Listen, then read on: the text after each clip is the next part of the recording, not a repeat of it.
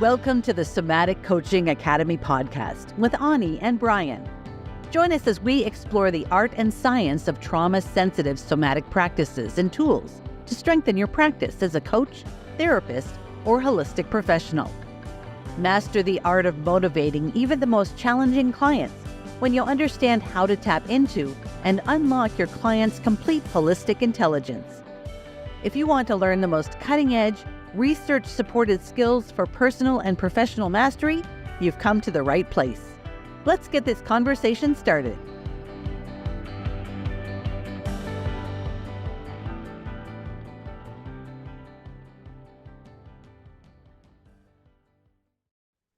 Hi, and welcome to the Somatic Coaching Academy podcast. Hey, Brian. Hello, Ani. How are you today? I'm doing excellent. And you? I'm good. And I'm excited to talk about motivation today on episode 51. This is episode 51. Mm-hmm. And today we're talking about how organizations can measure and amplify full spectrum of employee motivation. Full spectrum. The full spectrum of motivation. That's a big thing right there. But a lot of people didn't know there's a full spectrum of motivation. Just a teeny weeny bit of motivation, not just a little bit. Mm-hmm. What do you mean full spectrum? Well, the full spectrum of motivation is when we are able to measure, which we're going to talk about today, the order of people's motivators, the intensity of their motivational elements, the level of satisfaction of their motivational elements, like how well does the environment match and meet and support their motivators? Mm-hmm. And then what level of opposition is there internally or externally within themselves or with other people in teams and relationships with their motivators? That is a full spectrum. And we do a number of assessments here at the Somatic Coaching Academy podcast. We're going to be referencing one of the assessments that we provide here called the motivational maps. And if you're trying to, figure out more information about that on our website, it's somaticcoachingacademy.com. And then you go to explore our programs and scroll down and you'll see information about assessments and you can find more information there. For today, why is employee motivation such a challenging problem to fix, Brian? Well, if it's interesting, you look around and everyone's trying to fix it, whether you're looking at articles coming out of Harvard Business Review, Forbes, and forever. I'm on a listserv too, right? So I every day I get a Google listserv of like all the motivation stuff, and it's like the pile is so deep around engagement numbers and those kinds of things, right? So forever. It's been for a long time. Trying to change this for a long time. And I think as employers are always trying to stoke the fire a little bit more from their employees, right? How do we help our employees become more productive, more efficient?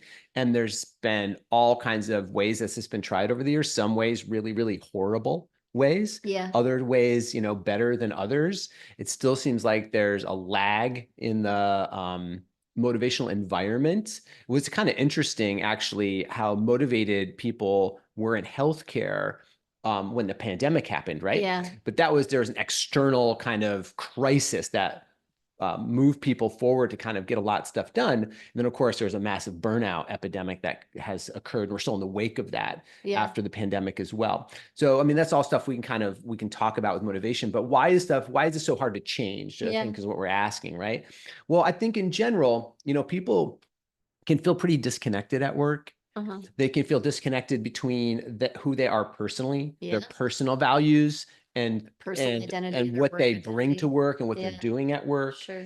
So that can be oftentimes very, very challenging. Motivation, after all, like just the word motivation, if we want to break down the definition of it, means our reason for moving. Motivation. Motive is reason, and ation, whenever you put that at the end of a word, it kind of means motion. So motivation is really a reason for moving. So if we think about you're at work, like what's really your reason for doing those spreadsheets? What's really your reason for delivering those packages? What's your reason for writing a report for the board meeting or whatever that happens to be that you're doing? So as humans, we are always baked in reason. and meaning rather. Meaning, Not reason like reasoning, The reason, but the reason mean- for the meaning. yeah. What's the meaning behind? And if we're disconnected from that, even in small ways, it actually will reduce the amount of energy that we're able to bring to a specific task, right? Yeah, well, a lot of organizations classically have tried to solve the motivation problem intellectually, and I love that we're having this conversation because we're actually taught. It's like a duh when we talk about it, when we really bring it up, but we don't think of it like this. Motivation is a body thing. Mm-hmm. Ation happens in the body, movement happens in the body, and so I think that the intellectual approaches can get a spark and get some short-term movement sometimes in order to move the body towards more motivation, but really it's such a challenge to find that sustained motivation, sustainable motivation for me to be able to continue to move, continue to motivate, and continue to find that reason, that mattering. Yeah. And, and meaning is both collective and also individual too, by the way. And so on one hand, I think companies look to hire people who have a similar value set to the company, and that's really, really important. Like, if you have if you have someone working for your company that has a diametrically opposed value set to the company's values, that's just not going to work, right? Yeah. So we try to hire people that have as close a value set as possible. And here's the thing: even if it's almost like a perfect overlap between a person's value set and the company value set, the person still has an individual and unique motivational profile within themselves that still needs to be fed. So I really think in organizations, like leaders and managers either can't take the time, don't take the time, or are not afforded the time to really understand what individually motivates their people. Because again, if that's not fed, the person will not stay at the company for the whole time unless they feel seen, they feel heard, they feel valued.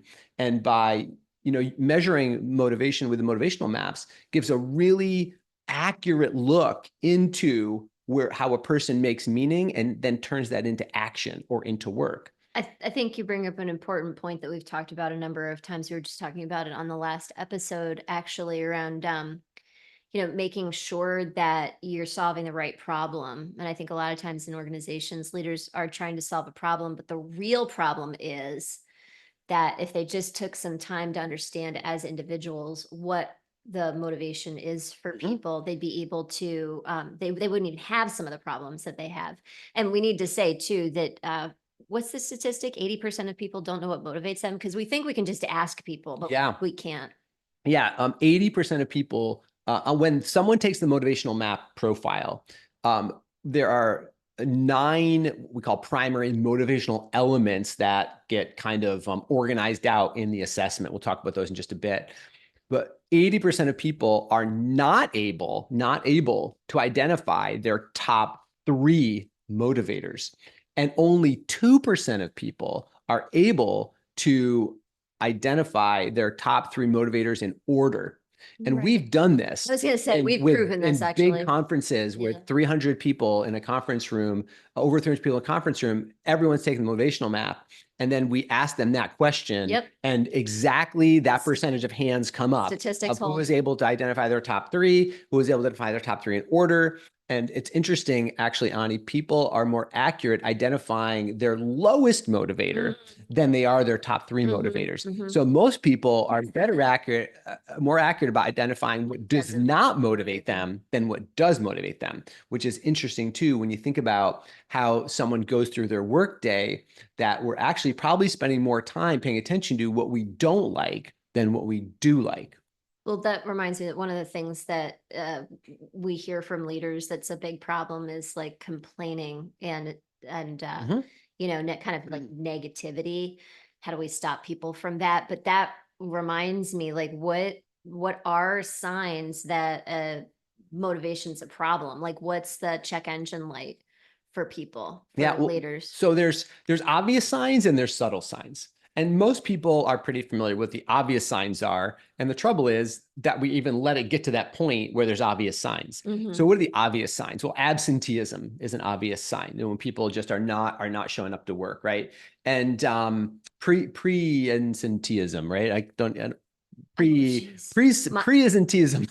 like that word, Right. where people are at work, but they're not actually there. Yeah. Right. I've They got actually, tongue tied around that word yeah, too, but anyway. their body is at work, but they're not engaged at work. Yeah. They're not paying attention. They're not actually doing their work functions, sort of thing. Yeah. And that sometimes is even a bigger problem than absenteeism, Yeah. sort of thing, right? Yeah. Sort of, yeah. So project deadlines are being missed.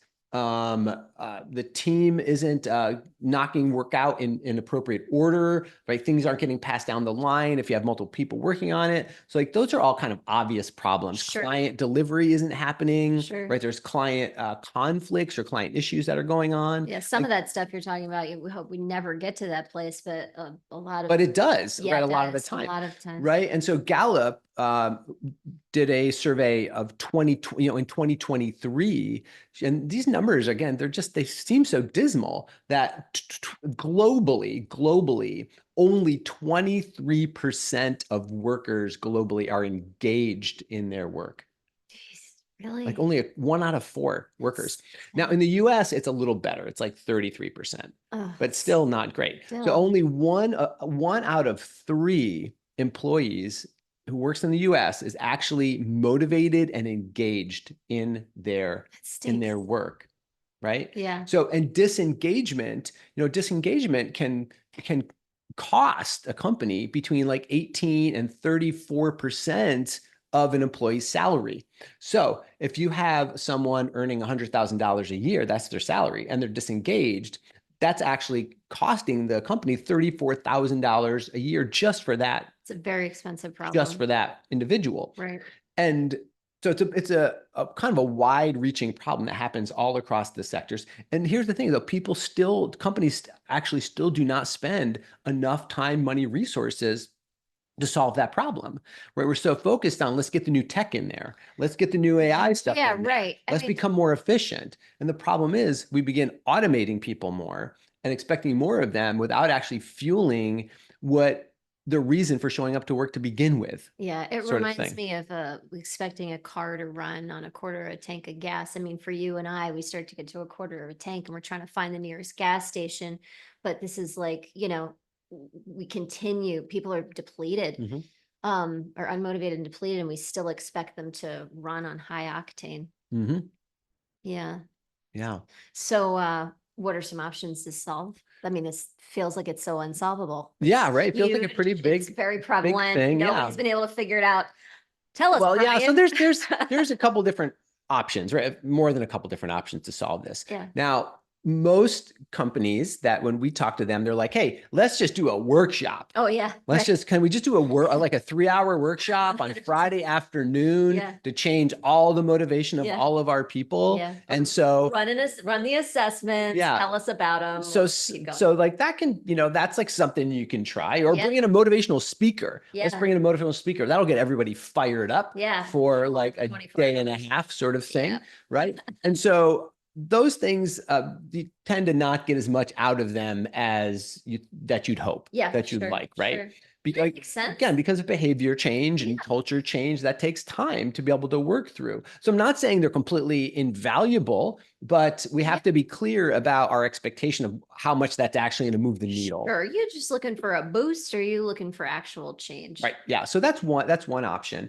You can also do these really expensive engagement surveys, where you're sending out surveys to your employees and getting all kinds of thoughts back from them about how engaged they feel, what would help them feel more engaged, right? These long surveys, and then get the data back and do nothing with it. Yeah, but because it's not really clear. Right. It's not really clear. And we just talked about how 80% of people probably aren't able to articulate well on those anyway. Right. What motivates them anyway. Totally. Right. But companies do these really in-depth, they spend a lot of time, a lot of resources doing these engagement surveys. Yeah. And with the expectation that doing the survey itself is actually going to solve a problem. Sure. And then when they see the results, and the results kind of sometimes just get slid in a drawer, and they say, we'll do something about that when we have time and money to do it, which never actually happens. Right. See that's a good, I think that's going to be a good solution when I don't know of a better solution. Correct.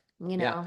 And it might feel like it scratches an itch that, hey, we're doing something, but you're still not moving the needle. Right. And then the problem is still going to be there again. You just spend a bunch of time, energy, and money doing that. Right. So I'm about getting stuff done. and like getting a result. Right, That's like, that's for what we're real. all about here is like, let's get a Sustainable sustainable, change. practical result. Yeah. Let's get after it and do it. And so, And win-win solutions here too, right? I mean, like, that's really important to us. Win-win-win solutions. So win for the company, a win for the worker, and a win for everybody that all the customers, that are you associated with know, it. that's really important to us and possible, always possible. Yeah. And so that's why, we really believe that the best solution is to bring in an outside expert that has the knowledge, the skill, the tools, and the capabilities to actually help the organization get the result that they want.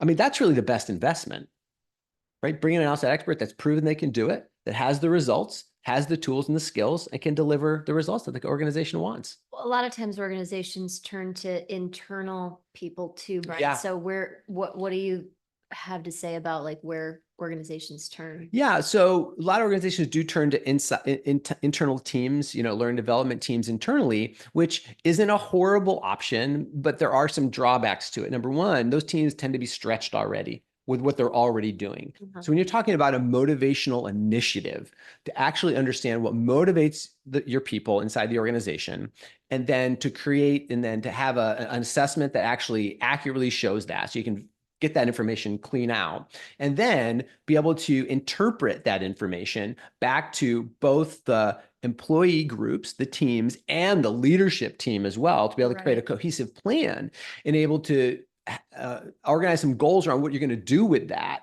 right? Internally, oftentimes just not the bandwidth internally to do that, number one. And number two, the learning and development team is inside. They're swimming in the same water as everybody else within the organization. Yeah. Right? So to think that you're going to take them out of the organization to change a change that goes back into the organization, any change that goes in the organization is also affecting their teams and their groups. So there's kind of like a conflict of interest in there sometimes as well with culture change. Now, you do need champions inside of the organization anytime you're doing culture change and initiative, but you also absolutely need external expert outside support to be able to take a really good objective look at what's going on inside of the organization. Again, someone has the tools and capacity to do that.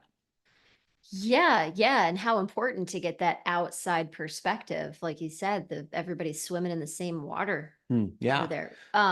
What you're talking about seems like it's really costly and like huge to fix, potentially. So how much time and money are we actually talking in terms of, what organizations would have to invest? Yeah, well, actually, I think it partly, Ani, that depends a little bit about who the outside expert is that you're bringing in to do that change. Now, you could bring in like a big consultancy. So some companies bring in these big consultancies to try to create those changes. Now, the challenge with that is that these big consultancies oftentimes are going to turn this into a massive science project. Right? Because they have all kinds of other things that they need to do and all the other kind of communications and scheduling that they need to kind of create. And then also oftentimes the people that work for those consultancies, they're a little green still. They just, they're out of college. And again, I'm all about giving people opportunities and growing, but you have to ask, is that the best match for your organization and your company? Right. So a big behemoth kind of consultancy probably isn't going to be nimble. They're not going to be able to customize what you need for your organization. They're probably going to deliver it more in a package sort of thing. And it's kind of like a take it or leave it thing. And then people show up that really don't have necessarily experience and also the connection to the work yet, because they haven't cultivated it so much yet. Right. Where the other side of that is to bring in a small boutique consultancy or firm and someone who is more nimble, who can customize, who can actually spend time with your employees, with your leadership team to create a plan, again, that's going to move the needle forward.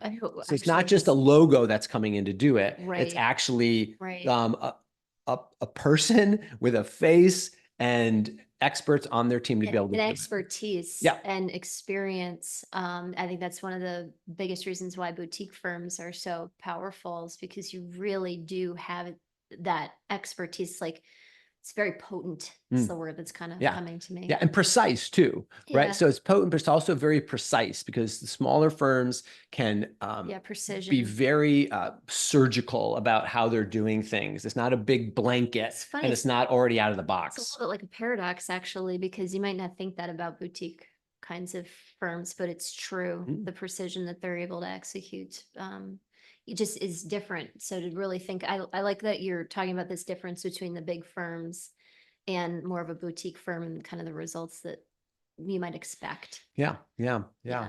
So I think you asked me before about kind of like, what are the costs Yeah, of this? yeah. Like, and so we already mentioned that the cost of disengagement, right? So 18 to 34% of a person's salary, of a disengaged employee's salary, is completely lost. Let's just say that. So do the math. Like, how many employees do you have in your company? If 33%, if you're in the US and 66% of them are disengaged, then look at the salaries of that 66% of disengaged people, and then look at between 18 and 34% of that income is just like walking out the door. This is like mind-blowing numbers, to think that this is really the problem underneath a lot of problems that isn't getting solved. Yeah. A lot of money that's wasted. Exactly. And time. So take a moment to do that. Just pull out a napkin right now as you listen to the podcast and look at your salaries and your percentages and figure out how much money you're losing because of disengagement in your organization. So let's just say that. Now, I do have some statistics here I want to just share with you, again, from Gallup. So what Gallup says is that when you are able to create a more engaged culture by using programs and plans that have been vetted and able to do that, right? Successful engagement reinitiatives, motivational reinitiatives, you can improve your customer loyalty by 10%. There's that win-win-win. Yeah, right. So there's a win-win-win. The customer also wins Yeah. when those happen. You get 23% higher profitability. So do these numbers too. How much more money would come in if you had 10% higher customer loyalty? Go ahead and put 23% on top of your revenue numbers right now. That would be a add win for you. Okay. You get 18% higher productivity from teams and from your people. Okay. You get 14% higher productivity for records and evaluations, like a response back from people around things. Interesting. Okay. So that happens. You get between 18 and 43% less employee turnover. Wow, then that's expensive. Yeah. So what's it cost to replace a highly skilled employee? Sometimes it's 2 to 10 times their salary, right? Even to replace a lower level employee, you're still talking between 75% to 100% of someone's salary. So just do the math on that. Right. What if you add between 18 and 43% less turnover in your organization? And those numbers it's a pretty wide spread, but it's based on a couple of things. It's based on the size of the organization, but it's also based on the current turnover rate of the organization already. So if you have a high turnover organization already, then it's more like kind of a lower number, 18%, right? If it's a lower turnover organization, you're already retaining people, so you actually retain a higher number of those people. Oh, okay. Right. So you're actually building on kind of what you already have around it. So you see improvements in productivity, client engagement. You see improvements in retainability with your employees. So you see ups all around with that. Okay. So what's the time commitment around this? A lot of people say, well, how long is this going to take? Yeah, again, years. Depends. Well, it depends. Like, again, how big of a bite you want to take out of it, how big of the organization is.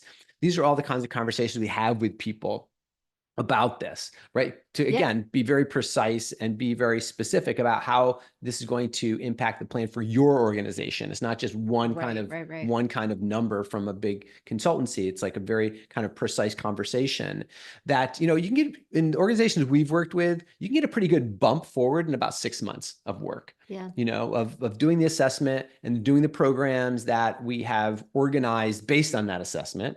And you can also do longer term initiatives that happen between like 18 and 24 months that are longer for larger organizations, for deeper culture change, for those kinds of things, right? So it really depends on the time investment is a big deal around that. And these can be organized all kinds of ways too, by the way, in terms of phases, how we do a phase-oriented approach to the assessments, and then the trainings and the coaching and the consulting that kind of comes out of that. And typically the investment is, again, depending on these timeframes, somewhere between like $25,000 and $750,000 is a pretty common investment for this. $25,000 is pretty much on that low side, and then you go much higher if it's a longer term investment. But that's really going to be detailed based on number of people in the organization, Sure. the systems that need to be put into place within the organization, those sorts of things. One of the things that's occurring to me is how, I don't remember the statistic, but there's some information out there about how companies feel like they have to reinvent themselves even more frequently nowadays. And this kind of thing sounds like a really important thing to bake into that reinvention, because having a company culture in a way that you are as a company that's based on motivation is just going to continue to provide results no matter how you choose to reinvent yourself in the future. Yeah. All these things sound great, and I'm sure there's problems that come up as associated with some of these Oh, sure. things that you've seen. Resistance To change. Listen to our Talk about last podcast we just did. I was on resistance to change, and so where are the risks around doing these kinds of programs? So what we've seen as one of the primary ones is, employees just don't buy in to the program, Yeah. right? And typically because they don't see it as personally valuable to them, which is a really cool thing about the motivational maps, because when we do these with people, they light up. They get People so get excited. so excited about understanding themselves better, especially from a motivational perspective. Yeah. And again, we do a lot of different assessments here through the Somatic Coaching Academy. But motivational maps, there's something really sparky about it. Yeah, we right? get people on team calls and they're so excited. They're like, oh my God, now The I buy-in is so understand good. that. Really, man, that like puts a whole like exclamation point on me and what drives me and what lights me up. You know what else I see in those calls is they get really endeared to the company for providing that opportunity for them. It's just a lovely, they feel like they're getting a gift. Yeah. And if the leadership team takes the information that they learn about the person and actually does something with it, then what employees say is they really feel seen, valued, and heard, right? They really feel like they are seen now as an individual that is doing things to help support the organization. And it really brings into alignment, not only the values alignment with the organization, but also it helps someone to feel value aligned within themselves, right? That is probably the number one complaint that we hear from whatever kind of client or student we're working with, is this desire to be seen and heard, and it not happening. It comes up constantly. It's core. It is so core. And I think it's an exciting time that people can actually articulate that. Because I think in the past, people haven't been able to articulate it, and it came out in all kinds of different ways. That's what they were trying to really say. They just didn't really know it. But nowadays, we have enough awareness to be able to articulate that. And it's so cool. And then when somebody meets you with that and you really do feel seen and heard, it just, again, core. It just gets right to the core of what it feels like to be a human being. It's very cool. And leaders and managers really have to not poo-poo that. I mean, if you want to be a leader, if as a leader, you are committed to your company, like crushing it out there, then this is probably one of the most important things for you to do. Don't poo-poo it. Don't poo-poo it. I mean, we can be like, oh, that's soft, or people don't need to, right? That's actually you're really going to be ruinous. It's going to be ruinous to your organization. Absolutely. Like if there's any secret pill, I don't really believe in secret pills. I believe in kind of formulas, because it's always more than one thing. But if there was one thing, it's seeing, valuing, listening to your employees in such that they know that that's what just happened. That they feel heard, they feel valued, they feel seen. That will build the success of a foundation of a company in a really sustainable way, more than anything else. There's nothing soft or weird about that. And there's no better time, money, energy saving tactic on the planet. Yeah, because any of these change initiatives, if they feel like top down kind of mandates to change something, they're always going to be resisted by employees. It's like, we're changing something because you're screwing up. We're changing something because you're not doing good enough. And you might not be saying that directly, but if there's any kind of flavor of that, then if we're changing something because there's something inadequate about what's going on with our employees and teams, like that's always going to be met with resistance and resentment and challenge and pushback and all those kinds of things, which is why the motivational maps are so cool, because people are seeing it as a way to be seen themselves and to be able to understand each other better within the organization. One of our tenets here is that nothing's wrong with you, and to look for the health that already exists because it must. And so that's, I think, what you're talking about when you approach people and systems and organizations from that place. Anything can grow. Awesome stuff happens. Yeah. And the most important investment that any leader can make in organizations really is in their people. I mean, I know technology and AI and those kinds of things are also really important investments, but people, I mean, got to have people around to actually run those things and work those things and manage those things and engage with those things. Yeah. So is there anything that you want to talk about measurement? Because I know it feeds your inner nerdiness, and also really important with it really is important, especially when we're talking about so many people. So how do people measure the full spectrum of motivation? Yeah. So let's talk about the motivational maps a little bit. Okay. So motivational maps, when there have been user ratings of the maps, this is some pretty interesting stuff. They're rated as 92% easy. 92% of people say they're easy. It's like an easy assessment to take. I love that. 90% of people say it's easy to take the assessment. Especially in this day and age. Not laborious to do. 95% of people say it's accurate. Oh, how about that? 95% of people say, even if they didn't guess their own motivators, when they see the results, they say, oh my God, that explains me so much. I've so seen that. And when teams share their motivational maps with each other, also the understanding is like, oh, now I understand. Yeah. And when they ask individuals, teams, and organizations, they rate the motivational map assessment as 97% useful. 97% useful. That's a big deal. Right. They say this is a really useful tool, which to me says it's effective and it's worth doing. Yeah. Right. So let's just kind of put that out there right now. So we already talked about the full spectrum of motivation. So when someone takes a motivational map assessment, which again, just takes a few minutes, it's easy to do. What it will do is it will spit out some information about the 9 primary motivational elements that we all have. We all have all 9, but they are all in different orders of importance, different levels of intensity, different degrees of satisfaction, and different degrees of opposition. And so that unique profile will get spit out, and we'll be able to start understanding what an individual's full spectrum of motivation is.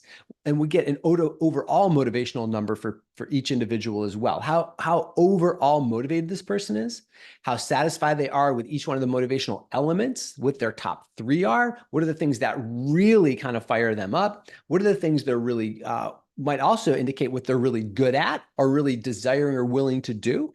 Also tell us what people are resistant to do and what they just won't do, even if that's a part of their job description. That's one of my favorite parts. Yeah. And it's not because they're, bad people. It's just, they're just not motivated to do it. Yeah. So it actually might be something in their job description that they're just simply not motivated to do.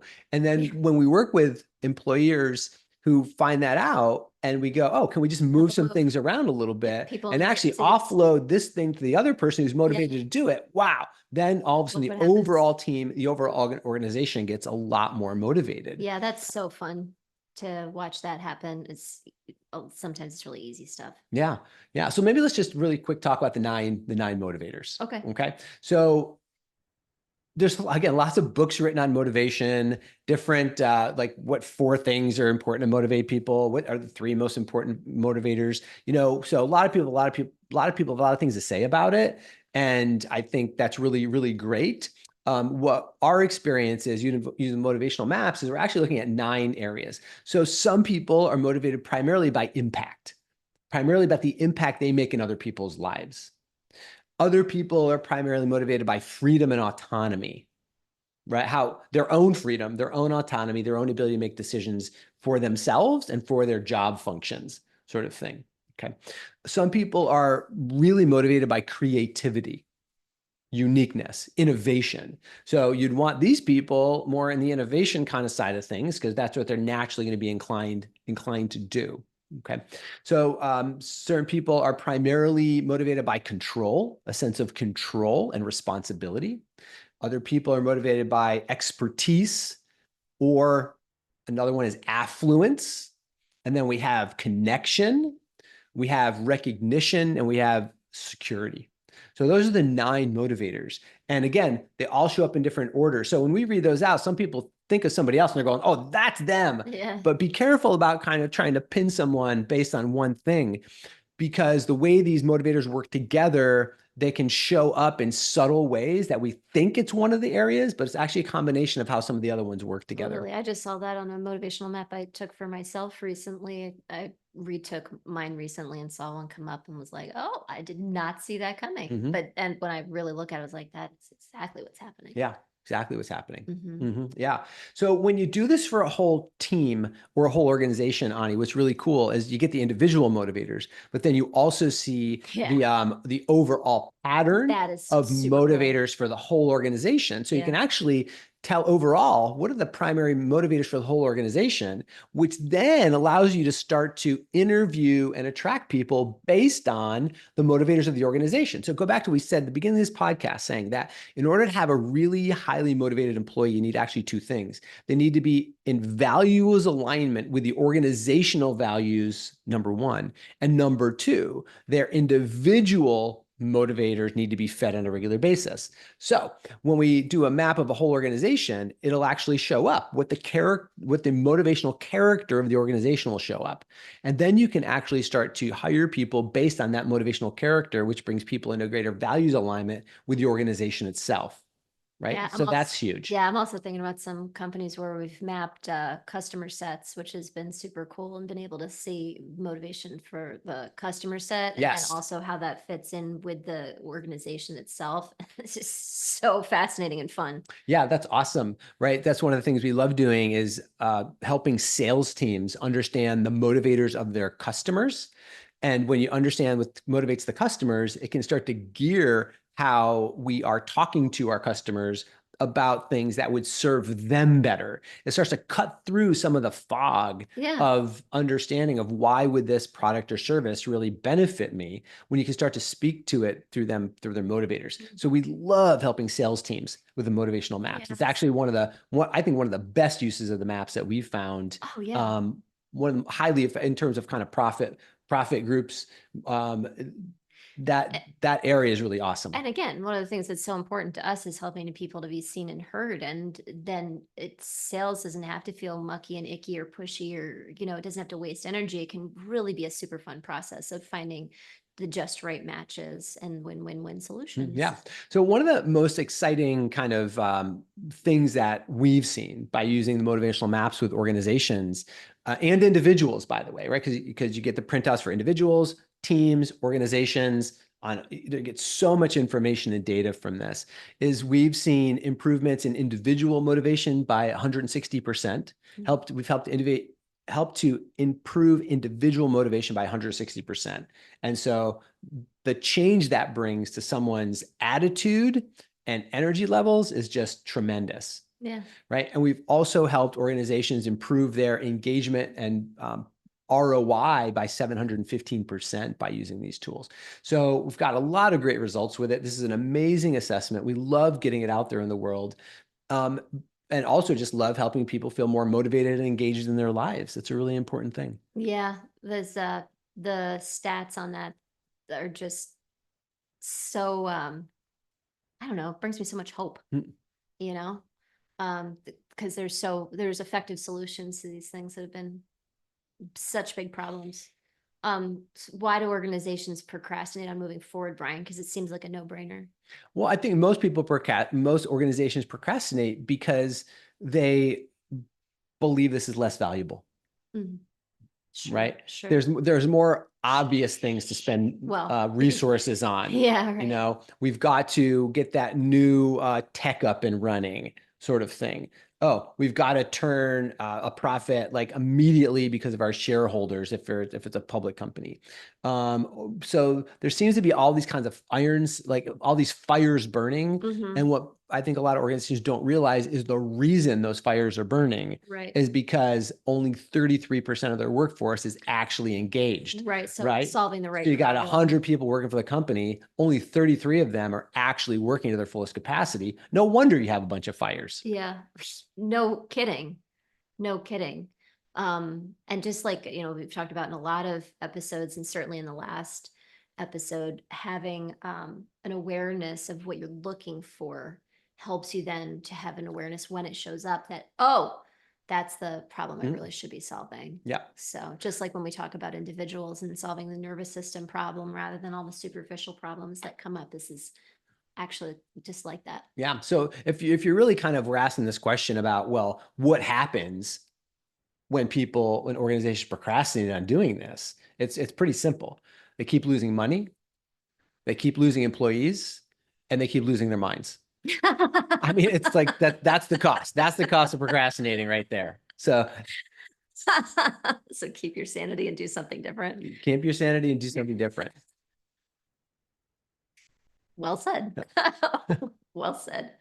So what would next steps to solve this problem look like, Brian? Well, that's pretty easy. I mean, for us, it's like, find us at the Somatic Coaching Academy, go to the assessments section of the website, check out the motivational maps there, and send us an email at info@somaticcoachingacademy.com or give us a call. Yeah, absolutely.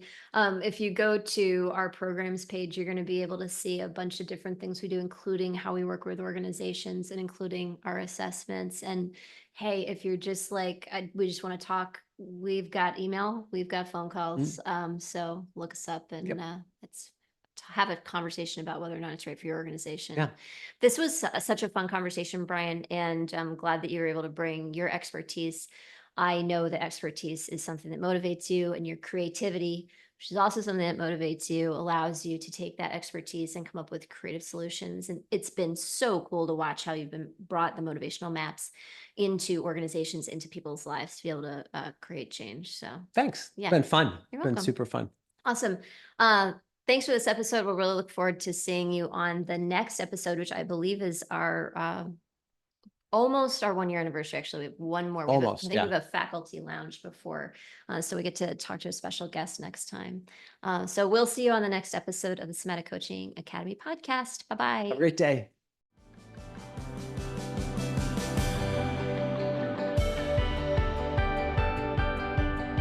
Thank you for listening to this episode. We hope that this conversation will help you improve your practice and change the way you think about your work, your clients, and yourself. Continue your exploration of trauma-sensitive somatic coaching by listening to more podcast episodes at somaticcoachingacademy.com. You could be the trusted guide that people turn to help them with their most challenging situations and to reach their most precious goals. Thank you for joining us. We'll see you next time.